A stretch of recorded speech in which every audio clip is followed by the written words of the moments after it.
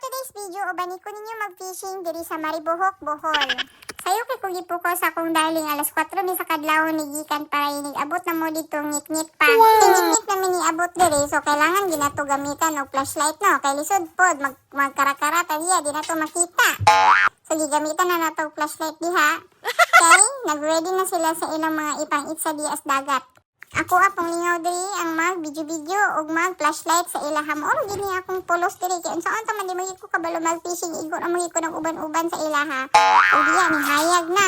Nina na ko kailangan og flashlight. Unsa man lugar ko tigonit ako flashlight.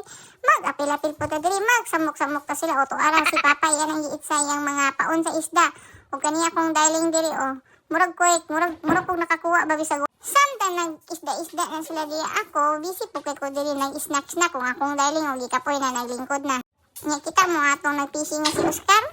Ako siya ipangutana nga boss, naa kay nakuha nga isda, ana siya sa kuha wala pa. Ang mga isda diri grabe ka bright imo giit sa hagpaon ilan ang ginakit-kit so unsaon na mo pagkuha ani, pero okay. So okay ra at least nga busog sila bahala wa may nakuha.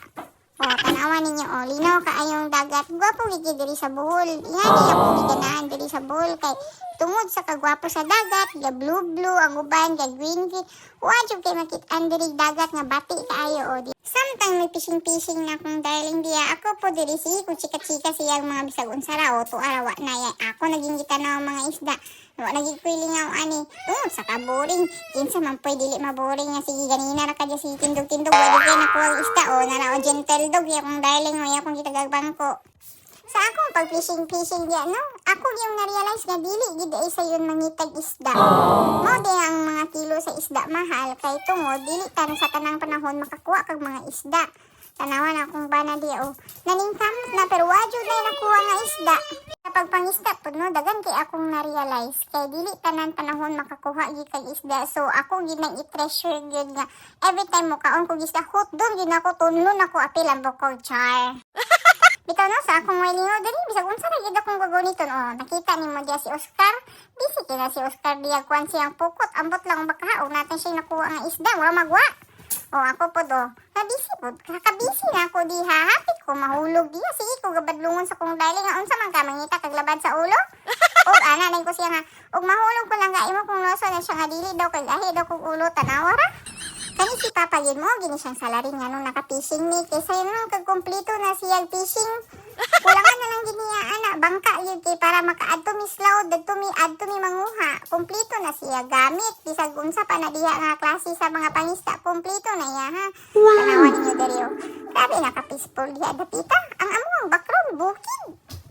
Kay wa man gid mi nakuha nga mga isda, nangaon na lang mi diri tanawa ng among view dara kanindot kaayo relax kaayo. Fishing while eating ba lagway nakuha.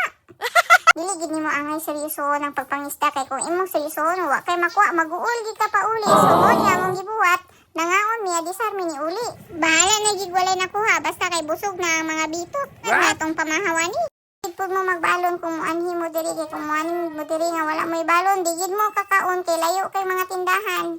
Pakita na mo mga isda mo ni siya mga wise na mga isda. Di madakpan. Morning view diri sa pantalan sa Maribohok di ba? Kisa nga pwede ginahan ng suri-suri yan Kaya wa magid mi nakuha sa pagpangisda. Manguli na lang mi.